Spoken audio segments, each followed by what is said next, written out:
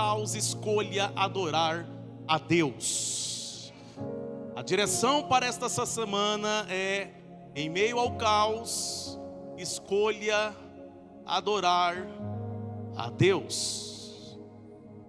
Abacuque capítulo 3, versículos 17 e 18.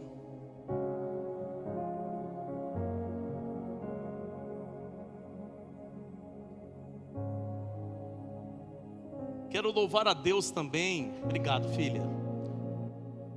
Quero louvar a Deus pela vida de todas as pessoas que esteve presente na última sexta-feira aqui no culto do meio-dia, amém?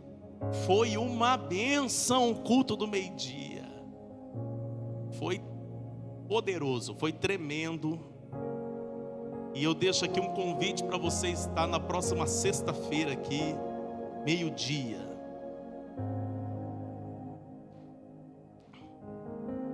Vamos ler o texto. Mesmo que a figueira não floresça, nem haja fruto na videira, mesmo que a safra de azeitonas decepcione, e os campos não produzem alimentos, mesmo que não haja ovelhas no curral, nem bois nos estábulos, ainda assim eu exultarei no Senhor, me alegrarei no Deus da minha salvação. Me alegrarei no Deus da minha salvação. Curva sua cabeça. Eterno nosso Deus, nós te louvamos, bendizemos o teu nome. Estamos diante da tua palavra, Senhor. Como nós amamos a tua palavra. A tua palavra é lâmpada para os nossos pés. A tua palavra é luz para os nossos caminhos. Segundo Paulo, a tua palavra é como água que nos limpa. A tua palavra também é comparada a um pão, a um alimento, porque nós nos alimentamos da tua palavra.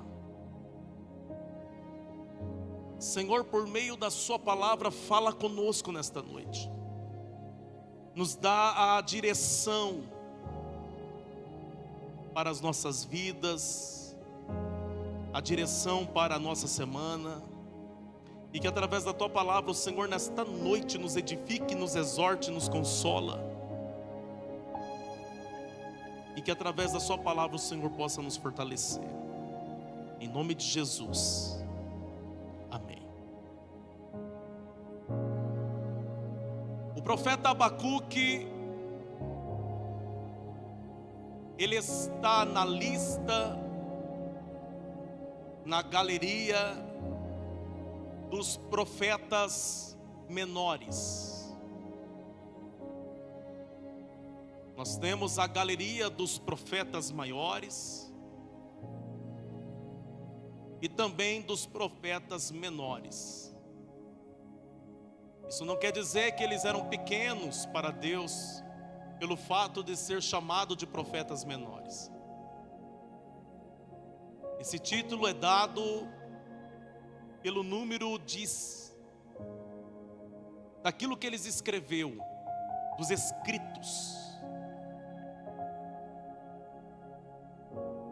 Mas eles tiveram um papel importantíssimo na história de Israel, não diferente dos profetas maiores, como Jeremias, Ezequiel e os outros demais profetas. Eles tiveram um papel relevante na história do povo de Deus. Abacuque, ele profetizou por volta de 610 antes de Cristo. Ele profetizou em um período que foi chamado de o final do reino de Judá. Ele profetizou um pouco antes do exílio babilônico. Ele profetizou um pouco antes do povo de Judá ser levado ao cativeiro pelos caldeus. Foi nesse período que o rei Josias morreu. O rei Josias, ele foi um bom rei. Mas quando o rei Josias ele morreu, os seus sucessores, exemplo Jeoaquim, o rei Jeoaquim, foi um rei mau. Na verdade, todos os sucessores depois foram reis perversos. E o rei Jeoaquim, ele trouxe para dentro de Judá a idolatria. Foi um tempo também de muita injustiça. Nesse período aqui, do profeta Abacuque, havia corrupção em todos os lugares. Corrupção de todos os níveis. Havia muita violência, muita injustiça social e uma terrível decadência espiritual. Ninguém queria servir a Deus, ninguém queria servir ao Senhor e nem dar crédito à sua palavra. E presta atenção, foi nesse contexto de um povo que tinha ouvidos, mas não ouvia. Eles tinham ouvidos para ouvir a mensagem profética, a mensagem urgente que os profetas estavam entregando, mas eles se faziam de surdo. E foi nesse período aqui que o império babilônico foi ganhando força, que o império babilônico ele foi crescendo, que o império babilônico começou a se tornar uma ameaça real. Era um período de muita tensão, de muito medo. E também foi um período em que aqueles que deveriam ser o exemplo, aqueles que eram chamados de povo de Deus, esse povo de Deus, eles estavam agindo pior do que os ímpios.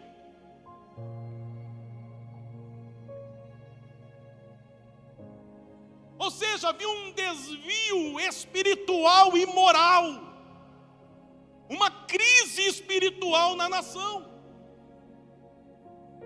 E Abacuque, o profeta, ele não entendia por que Deus estava permitindo tamanho mal. Ele não estava entendendo por que Deus estava demorando para agir. É por isso que no capítulo 1 do livro de Abacuque, nós temos aqui um profeta reclamando. Um profeta inconformado. Porque ele pensava que Deus tinha que fazer alguma coisa. Que Deus tinha que manifestar algum sinal. Deus tinha que fazer alguma coisa. Ele não entendia o porquê daquilo. É por isso que no capítulo 1, Abacuque clama: até quando, Senhor, clamarei por socorro, sem que tu ouças? Até quando gritarei a ti violência, sem que tragas a salvação? quando? Repita comigo, até quando? Ele não estava entendendo o porquê daquilo. Só que presta atenção, ele não ficou sem resposta. Deus respondeu. A resposta de Deus não era aquilo que Abacuque queria ouvir. Deixa eu te falar uma coisa, às vezes as respostas de Deus não vai ser aquilo que você gostaria de ouvir.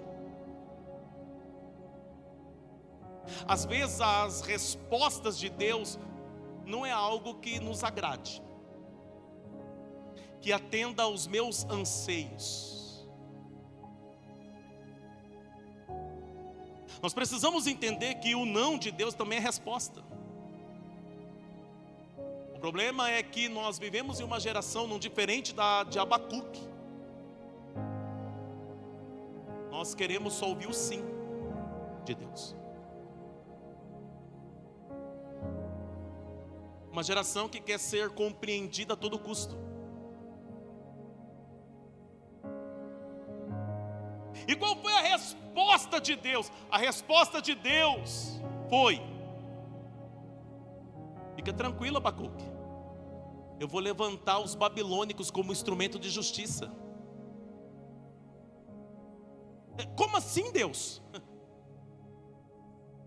O Senhor vai permitir o inimigo? E Deus está dizendo para Abacuque: sim, eu vou usar os inimigos, eu vou usar os babilônicos como instrumento de juízo. Abacuque ficou chocado com a resposta de Deus, porque ele esperava que Deus ia liberar uma palavra de livramento, que Deus ia liberar uma palavra dizendo: olha, daqui alguns dias vou descer, vou mandar um anjo, daqui uns dias vou fazer um rebuliço, vocês vão ser livres da opressão. Não, fica tranquilo, Abacuque, daqui a pouco eu mando o meu espírito, vai entrar em todo mundo e todo mundo vai me servir.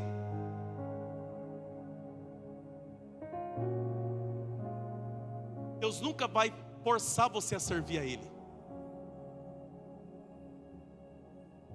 porque servir a Deus é uma decisão que tem que partir de nós.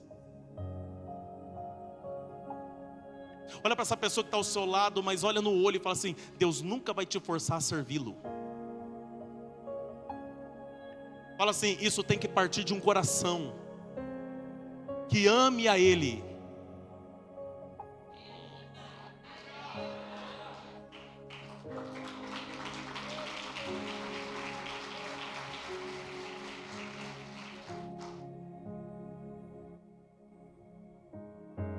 É por isso que Abacuque fica chocado. Mas olha o capítulo 2 do livro de Abacuque, versículo 4.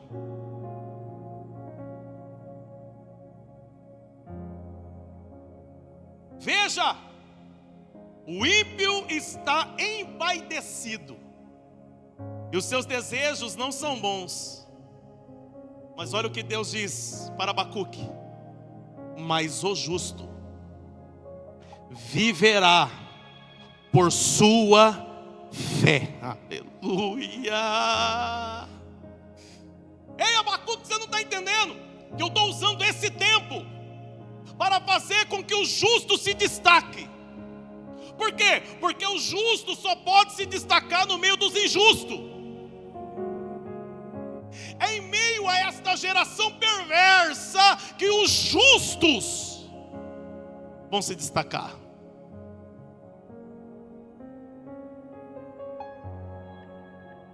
E como que o justo se destaca? Por meio da fé. Porque o justo não abre mão da fé. Deus está dizendo para Abacuque: Abacuque, mesmo que tudo isso pareça sem sentido para você, entenda, Abacuque, que a fé é o que sustenta os justos nesse tempo.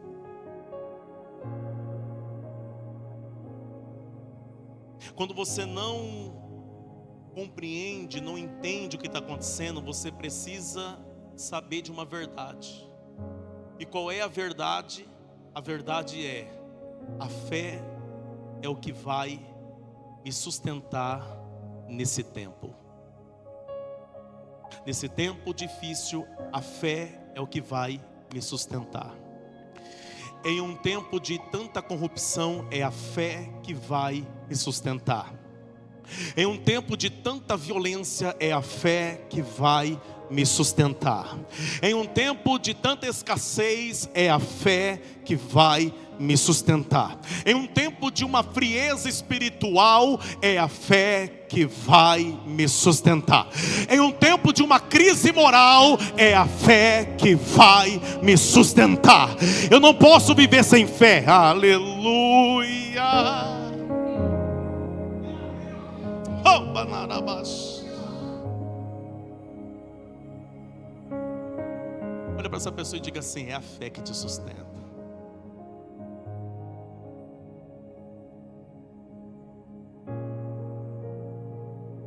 O Abacuque, você quer que eu desça com livramento, mas na verdade, livramento é só para quem é justo. Se eu não apertar vocês, eu não vou descobrir quem são os justos. Mas se eu apertar,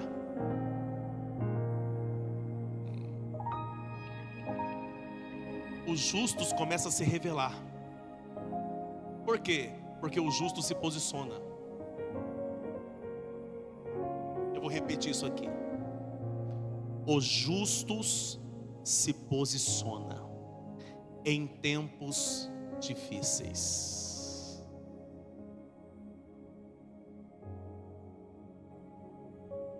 Porque o injusto não precisa se posicionar. Ele é injusto, pronto, acabou.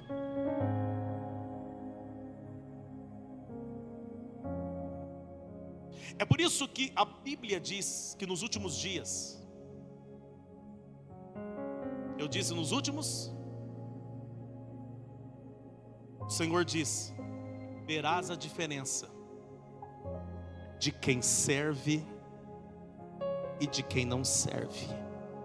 Verás a diferença do justo e dos ímpios.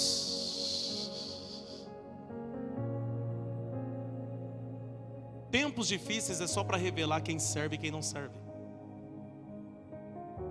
quem adora e quem não adora. Tempos difíceis serve para revelar quem congrega e quem não congrega.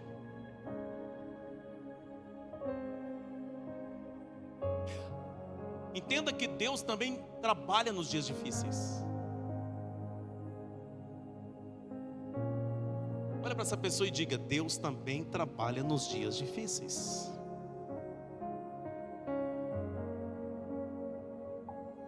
O nosso problema é achar que Deus só trabalha nos dias bons.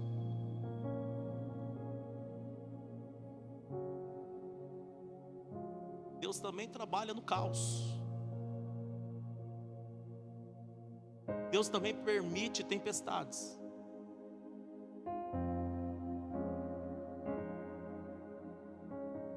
Quando a gente lê os evangelhos e vê os discípulos de Cristo no meio da tempestade, você viu algum deles morrendo afogado?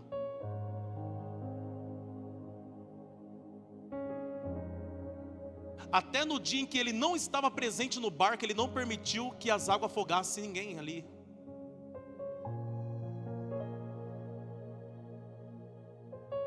Entenda que você tem um relacionamento com Deus. Ele não vai permitir você se afogar.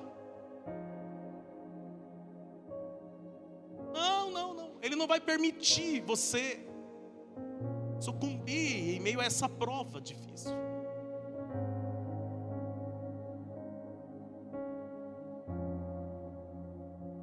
Abacuque não é sobre o que eu posso fazer. Não, porque fazer, Deus pode fazer todas as coisas. Sim ou não? Então não é sobre o que eu posso fazer. Agora é sobre posicionamento.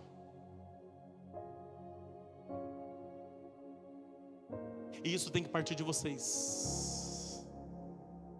Deixa eu te falar uma coisa, a gente nunca viveu em um tempo que foi tão necessário um posicionamento como agora.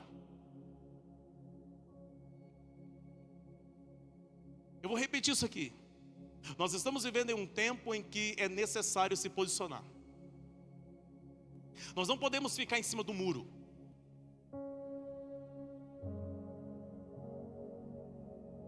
Isso me faz lembrar das palavras de Josué.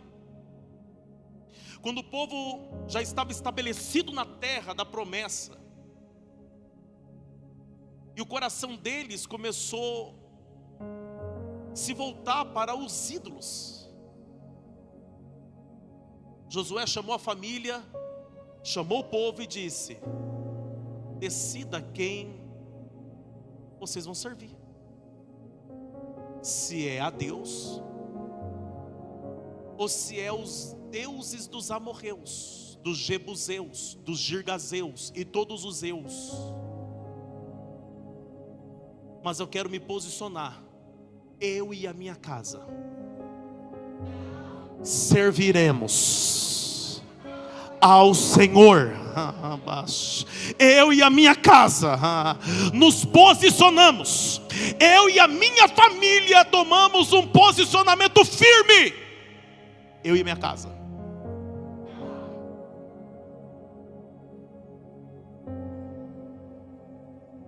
Você precisa entender que às vezes se posicionar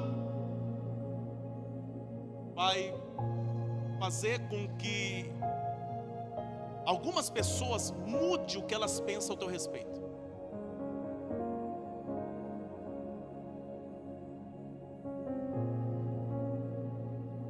Porque enquanto você era omisso, estava tudo certo. Mas quando você se posiciona, deixando de te seguir,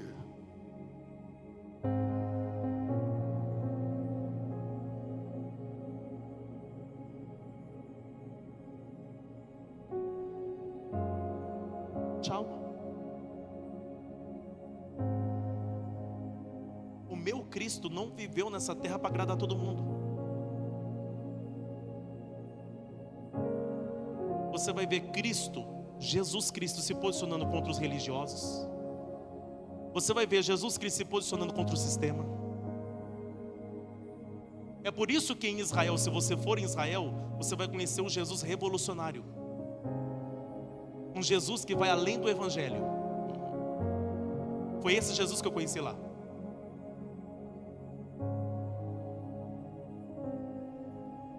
Ele revolucionou com palavras, com amor, com gestos de misericórdia. Ele revolucionou. Ele teve misericórdia por aqueles que a religião não tinha misericórdia.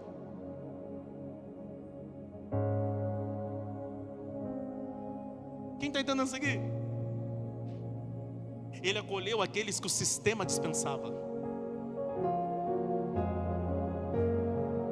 Por que você acha que ele causou um certo pânico no meio dos sumos sacerdotes, dos doutores da lei? Por que você acha que ele causou um certo pânico até mesmo em Roma?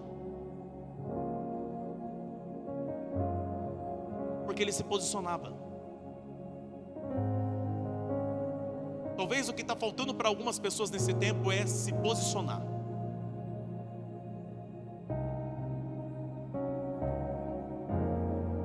Mesmo que isso custe algumas amizades. Mesmo que isso custe alguns relacionamentos.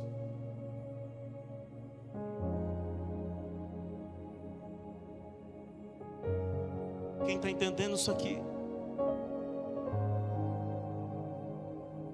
Deus está exigindo posicionar. Quando Deus disse: o justo viverá pela. É tão forte isso que o mesmo texto que nós encontramos em Abacuque, aquilo que Deus disse a Abacuque, que o justo viverá pela fé, são as mesmas palavras usadas pelo apóstolo Paulo quando ele escreve a carta aos Romanos. O justo viverá pela fé. Em um tempo de apostasia, o justo viverá pela fé. E você sabia que foi justamente esse versículo que fez Martinho Lutero mudar o posicionamento dele?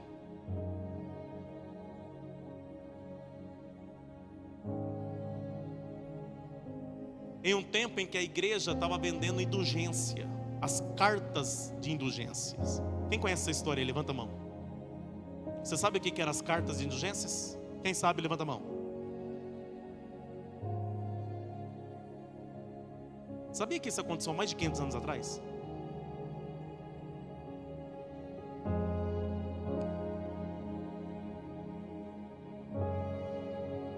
Eu vou deixar uma dica aqui para vocês. Assista o filme Lutero.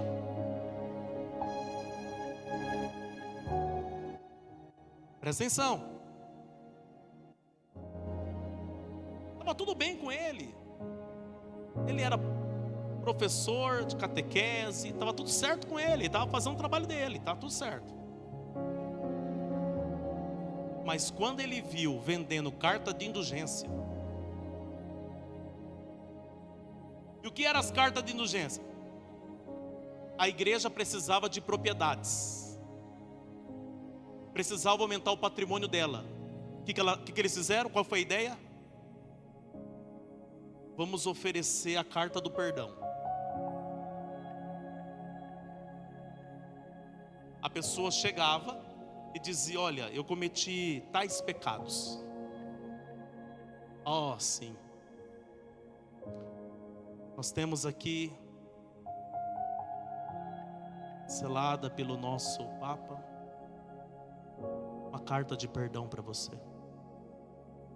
Você tem quantas propriedades? Você deixará uma certa porcentagem das suas propriedades. Se tinha 10, você vai deixar 6 aqui para nós. Vai passar a escritura para a igreja. E você vai receber uma carta de perdão divino de todos os seus pecados. Não, pastor, isso não aconteceu. Aconteceu. Há mais de 500 anos atrás. Não tem como apagar, está registrado na história. O que Lutero fez? Não. Lendo a carta de Paulo aos Romanos, ele viu: o justo viverá pela fé. O justo viverá. Então, sempre foi pela fé. A obra já foi consumada no Calvário. O preço já foi pago. Não, peraí. Ele escreve 95 teses, vai na Catedral de Nuremberg e ele coloca na porta da catedral as 95 teses, refutando aquilo. Ali houve um marco na história, porque foi a partir dali que começou o protestantismo, aquilo que é chamado de reforma protestante. Você tem que entender que servir a Deus é tomar um posicionamento.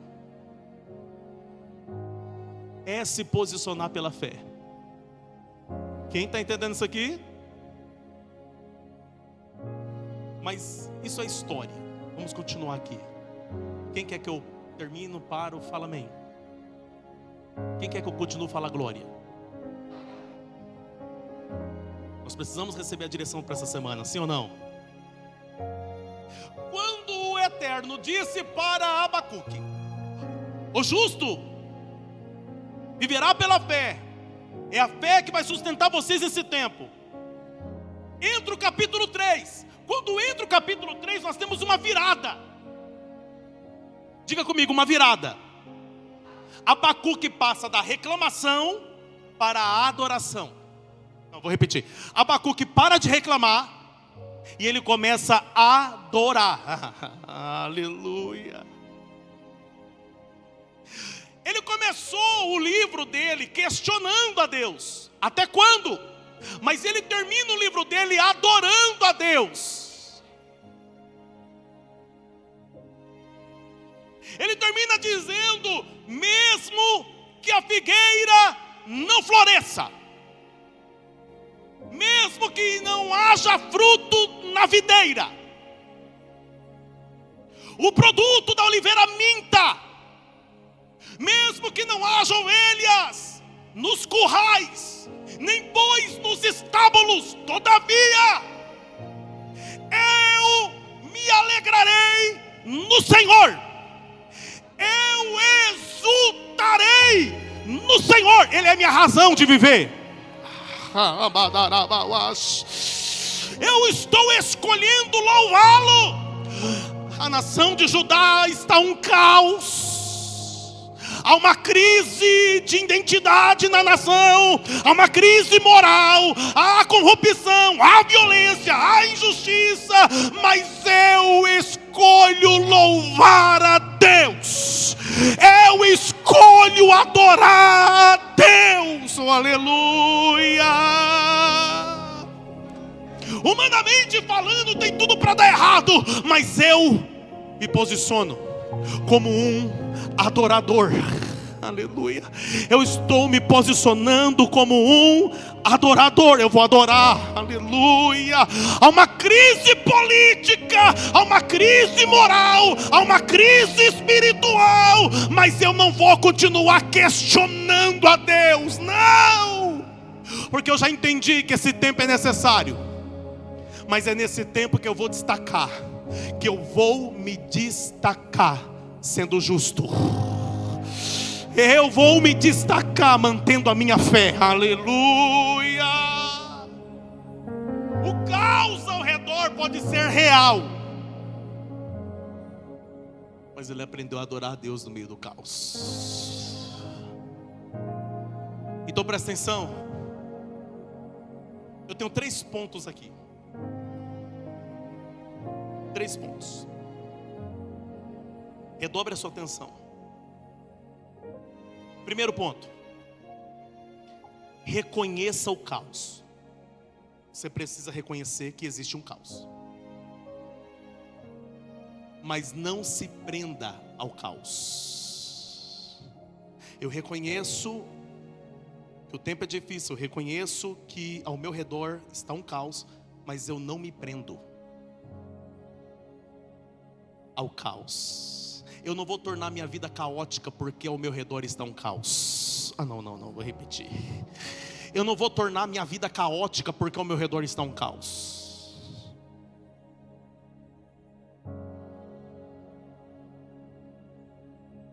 Então, entenda que capítulo 1, capítulo 2, o profeta ele descreveu um cenário de total escassez.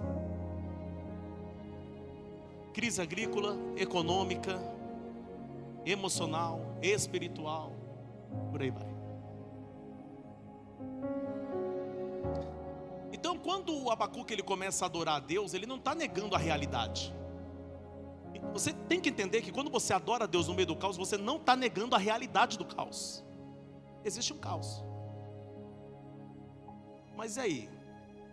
Eu vou chorar ou eu vou escolher adorar? Eu vou deixar a tristeza dominar as minhas emoções? Ou eu vou dizer para a minha alma que existe um Deus que está no controle, um Deus que controla o que eu não controlo? Então qual é a direção para esta semana? A direção é: se formar um caos ao seu redor, seja um caos familiar, seja um caos no trabalho, seja um caos até mesmo nas suas emoções, escolha adorar a Deus. Olha para essa pessoa e fale: escolha adorar a Deus. Fala assim: porque Deus continua sendo Deus.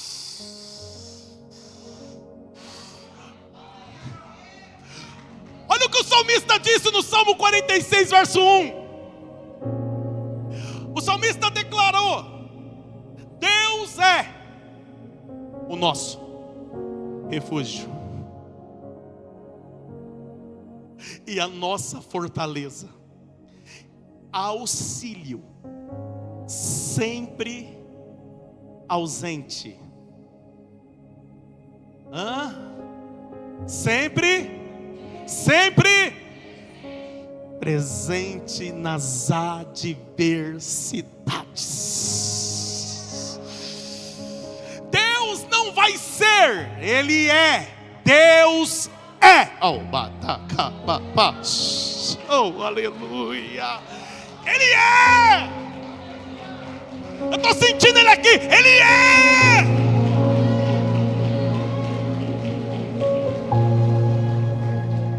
Se Deus é, eu não vou me entregar ao caos.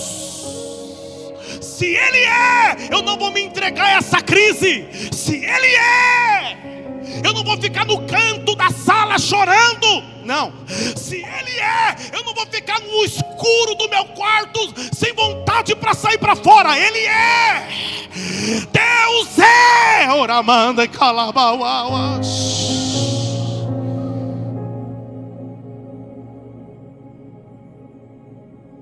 Deus é.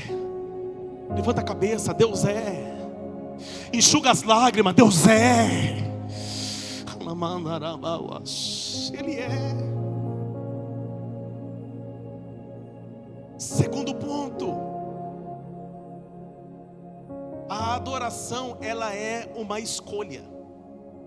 Você precisa entender que adoração não é um sentimento. Vou repetir, a adoração não é um sentimento. Não, você não tem que esperar sentir um arrepio.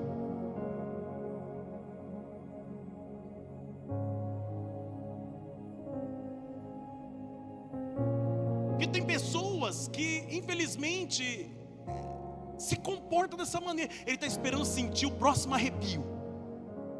Não, naquele outro louvor eu arrepiei, nesse aqui eu não me arrepiei. Não, nessa frase do pastor eu arrepiei, nessa aqui eu não arrepiei. Deixa eu te falar uma coisa, adorar a Deus é uma escolha, não é sentimento. Sentimento é o que você sente pelo teu amado. Sentimento é o que você sente pela tua amada. Sentimento é o que você sente pelos seus filhos.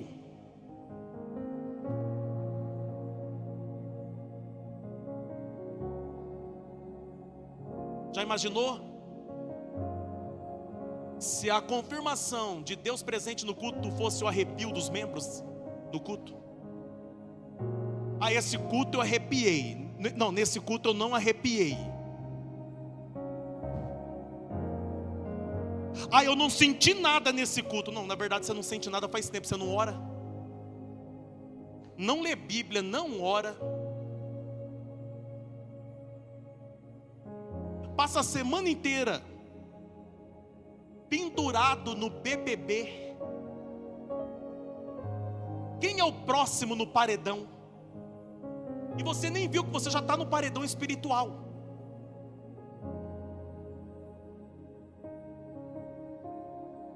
Eu não senti nada nesse culto, mas passou a semana fornicando.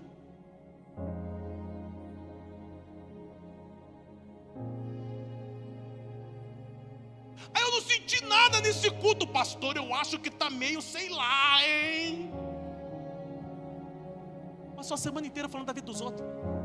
Esqueceu de cuidar da própria vida.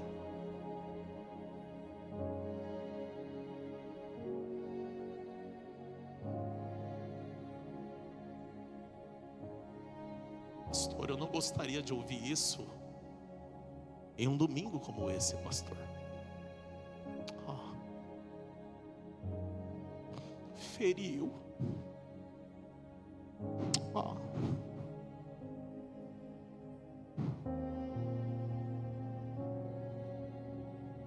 Machucou seu coraçãozinho. Meu lindo.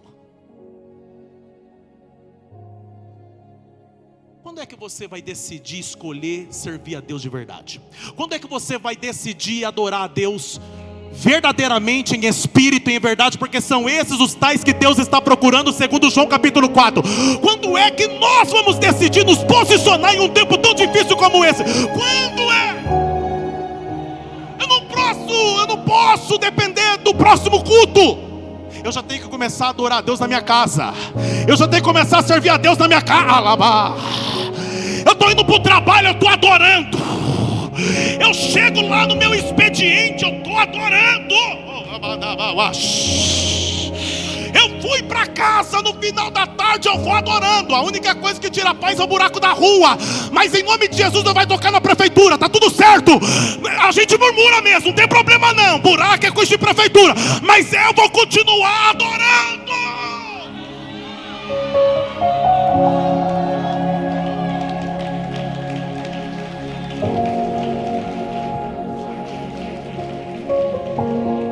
Faz esse corte e manda para a prefeitura. Olha para cá.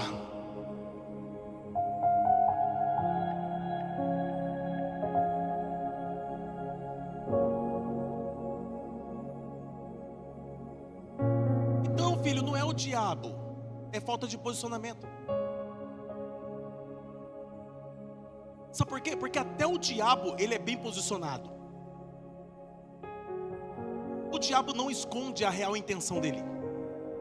O texto diz que ele veio para matar, roubar e destruir. Está tudo certo com a missão dele. Ele já está posicionado. Atravessou o caminho dele. Ele está como um leão, rugindo, procurando a quem possa tragar. Está tudo certo com ele. Então você não tem que se preocupar com o diabo, ele já está posicionado. Você deveria se preocupar com a tua alma. Você deveria se preocupar com você. Já percebeu que a gente se preocupa muito com o agir do inferno? Como que o diabo tá? Será?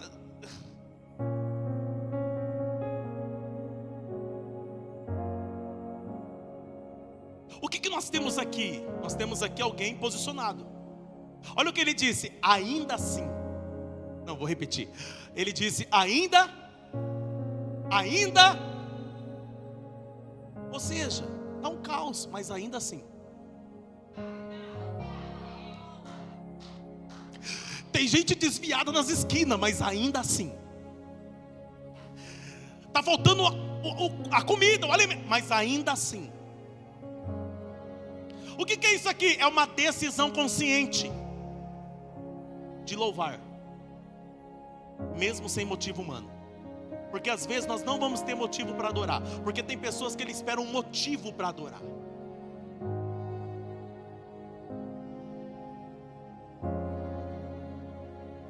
Se Deus fizer, eu louvo.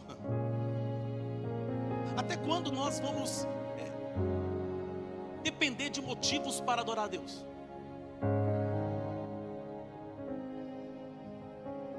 Quando nós olhamos para a Sagrada Escritura, nós vamos encontrar Jó que adorou a Deus sem motivo nenhum. Humanamente falando, ele tinha motivo para adorar a Deus? Não, a pele estava caindo. O único amigo que restou foi um caco de telha.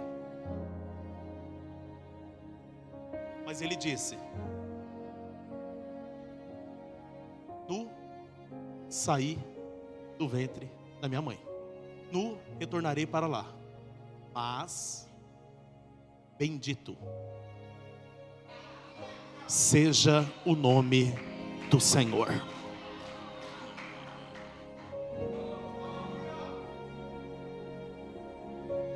Deixa eu te falar, a verdadeira adoração, ela nasce no vale.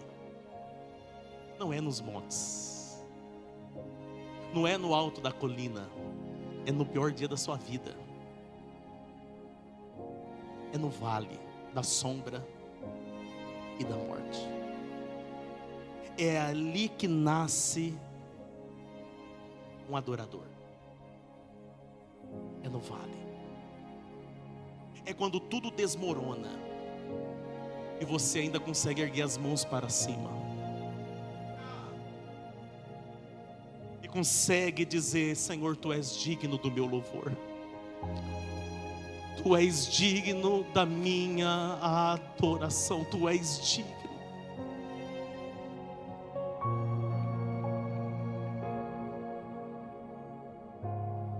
Eu não vou lembrar agora o nome dele. Não vou lembrar, não vou tentar nem forçar. Fugiu aqui agora. Porque não estava aqui no meu esboço, mas tem um download aqui. Quem se emocionou com o filme do Titanic? Levanta a mão aí. Quem se emocionou? Quem se emocionou? Isso. Fala a verdade. Quem assistiu mais de 4 vezes aquele filme? Quem assistiu? Legal. Bacana.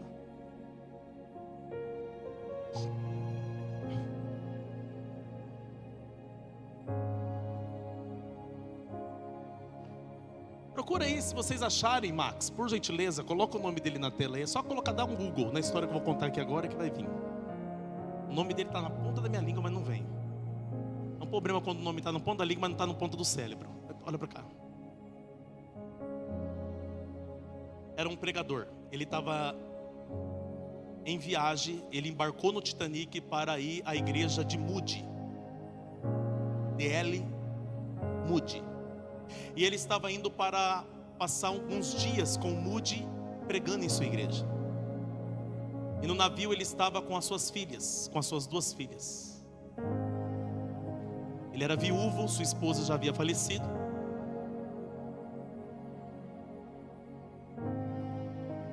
Ele era o único responsável pelas suas filhas. Naquela madrugada, quando o navio acidentalmente bateu no iceberg,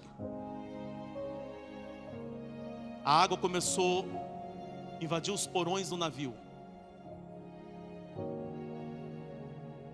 Naquele momento, quando já não havia mais salvação para o navio,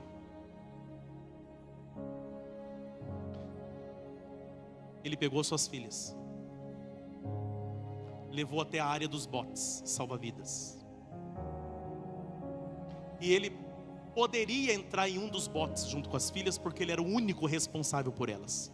Porque naquela noite era somente mulheres e crianças, eram somente as mães. Mas como as suas filhas não tinham mãe,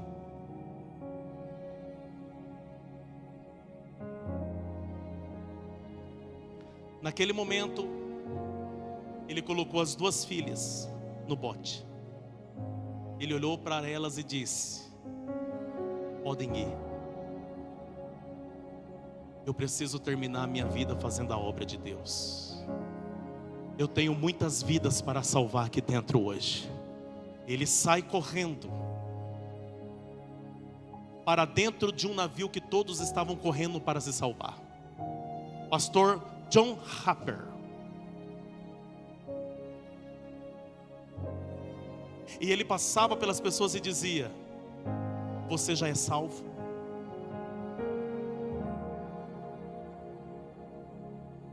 Você já está salvo? E aqueles que diziam não, ele dizia: então aceite a Jesus Cristo como seu Senhor e seja salvo hoje. E ele foi pregando. E teve um homem. Ele chegou naquele homem e disse para aquele homem: você já é salvo? Ele disse: não. E ele disse para aquele homem: aceite a Jesus como o Senhor da sua vida. Mas eu vou morrer hoje. Mas aceite a Jesus como seu Senhor. Ele tirou o colete dele, ele entregou a este homem.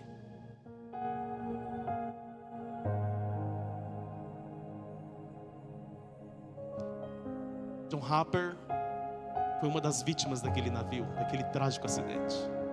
Anos se passaram e um dia, em uma conferência nos Estados Unidos, em que estava presente uma das filhas dele, um homem se levanta no meio da multidão e disse: eu estou aqui porque o pastor John Harper não desistiu de mim. Ele me apresentou Jesus e me deu o seu colete. Por isso que eu estou aqui. Ou seja, John Harper estava em meio a um caos. Pessoas estavam gritando, correndo. Todavia, eu me alegrarei no Senhor. Eu tenho uma missão, eu não vou falhar na minha missão. Eu não vou falhar na minha missão. Quando você adora a Deus no meio do caos, você está deixando um recado no mundo espiritual e no mundo físico. Você está dizendo: eu já estou posicionado em Cristo.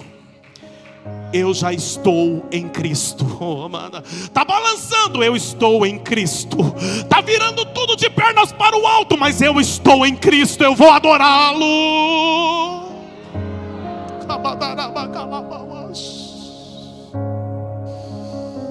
Aleluia. E eu termino.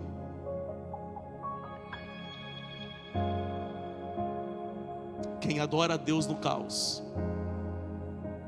encontra força sobrenatural. Quem adora a Deus em meio ao caos encontra força sobrenatural. Presta atenção. Abacuque, ele declara: o Senhor soberano é a minha força. Pera. O homem que estava, até quando, Senhor? Até quando? Não vai fazer nada. Agora ele está terminando o livro dele dizendo: o Senhor, o soberano, é a minha força. Ele faz os meus pés como os do servo e faz-me andar nos meus lugares altos. Para o mestre de música, para os meus instrumentos de corda, ele está adorando. Por que instrumento de corda? Porque para o mestre de canto, porque ele fez um cântico no meio do vale, ele fez um cântico no meio do caos. Ele está dizendo: o Senhor é minha força, o Senhor vai fazer com que os meus pés estejam em lugares altos. Ou seja, está um caos embaixo, mas Deus está me colocando por cima. Está um caos, mas Deus está me colocando por cima. Eu vou profetizar.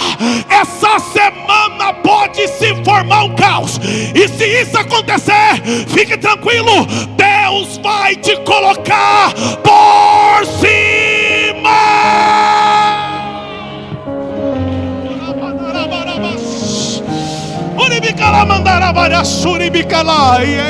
Só quem recebe essa palavra fica de pé.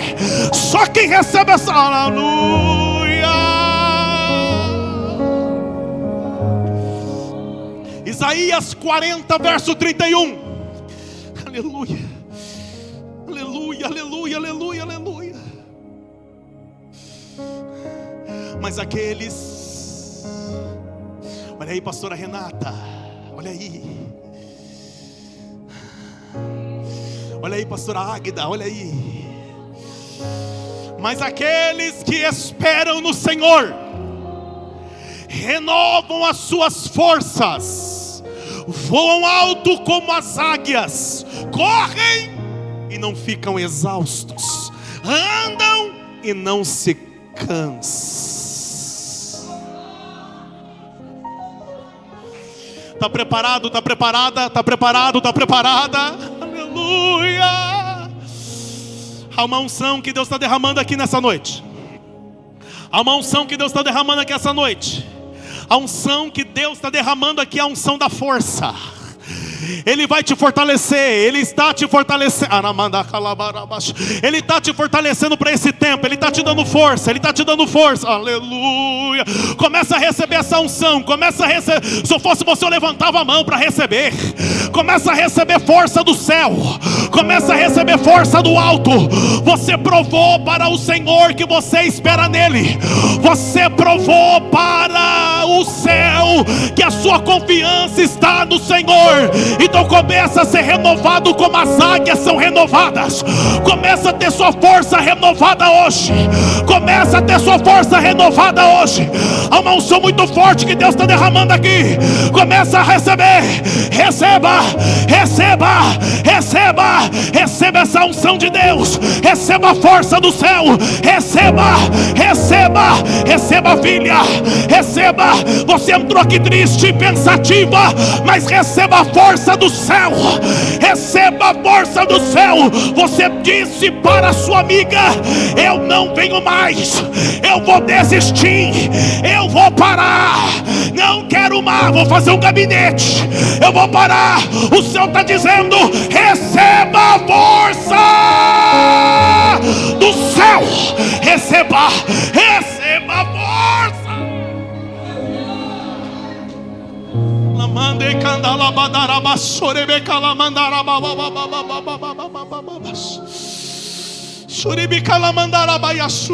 Hoje eu não vou chamar ninguém aqui na ponta do altar, não. Aí onde você está, começa a dizer: Senhor, me fortalece. Diga: Senhor, renova as minhas forças. Senhor, renova minhas forças. Senhor,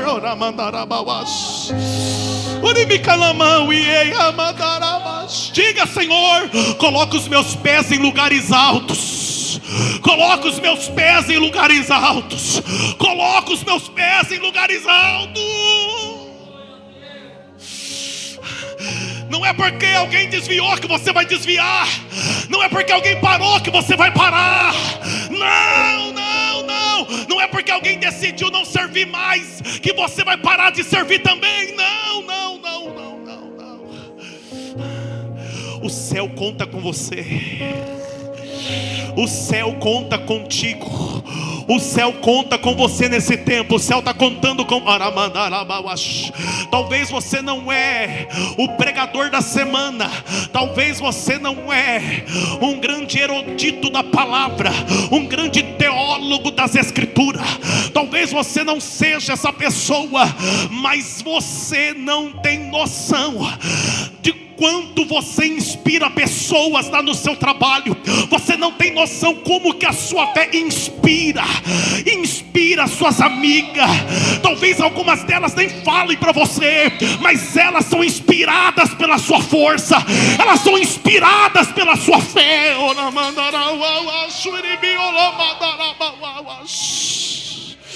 Talvez você não é o grande levita que canta aqui no altar, mas quando você resolve adorar a Deus, mesmo quando está doendo, mesmo que você não veja, tem alguém ouvindo, tem alguém olhando para você, adorando e dizendo: eu quero ser como ela. Eu quero ser como ele, que consegue adorar em meio a esta situação, que consegue adorar, que consegue estar de pé. Tem tanta unção de Deus descendo aí. Tem tanta unção de Deus descendo aí. Só fecha os olhos, fale com Deus. Nós só temos mais 5 minutos para encerrar. Vamos adorar a Deus. Aquela da árvore cortada, tem como? Eu quero aquela da árvore cortada, filho.